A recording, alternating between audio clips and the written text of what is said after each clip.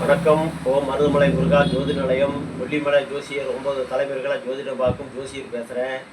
நம்ம அமாவாசை வந்துங்கிறது உங்களுக்கு 27ஆம் தேதி அமாவாசை, ஏப்ரல் 27.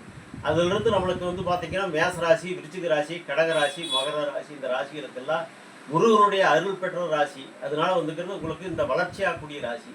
அதனால உங்களுக்கு இந்த அமாவாசைக்கு மேற்கொண்டு 26ஆம் தேதிக்கு மேற்கொண்டு ரொம்ப அருமையாக இருக்கும். சுக்கரனுடைய பயிற்சி இருக்குது, மே மாதம் ராகுகேது பயிற்சி இருக்குது, குரு பயிற்சி இருக்குது. குரு பார்த்தால் கோடி குற்றங்கள் மோசனம்.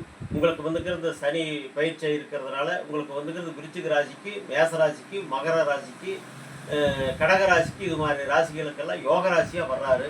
அதனால் நீச்ச பார்த்த ராஜயோகமாக வருது. அதனால் மண் வாங்கலாம், இடம் வாங்கலாம், வீடு கட்டலாம், கட்டின வீடு விலைக்கு வாங்கலாம். உங்களுடைய ஜாதகத்துக்கு அதனுடைய அம்சம் சிறப்பாக இருக்கக்கூடிய ஒரு அம்சமாக இருக்குது.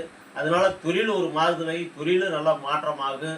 உங்களுக்கு எதிரிங்கிறதே இருக்கக்கூடாது. அந்த ராசிகளுக்கு, மேச ராசி, விருச்சிக ராசிக்கெல்லாம் எதிரியே இருக்கக்கூடாது.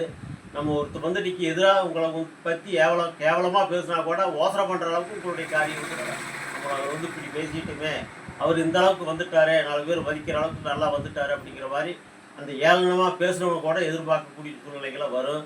அதனால் மேசராசி, விருச்சிக ராசி, அனுச நட்சத்திரம், உங்களுக்கு அனுச நட்சத்திரம், விருச்சிக ராசியில் உங்களுக்கு ரொம்ப உயர்வான ராசி, ரொம்ப சிறப்பான ராசி. அனுராதா அனுச நட்சத்திரம். அதனால் ஜாதகருக்கு பெருமாளுடைய ராசி, மகாலட்சுமியுடைய ராசி. அதனால் உங்களுக்கு பார்த்தீங்கன்னா இந்த குடும்பத்திலையும் தொழில் வளர்ச்சி ஆகும். குடும்பத்திலையும் உங்களுடைய அம்சம் நல்ல மேலோக்கி வரும். பொருள், மண், மனை, வீடு, வாசல், தொழில் பெருக்கம் உண்டாகும். குடும்ப விருத்தியாகும்.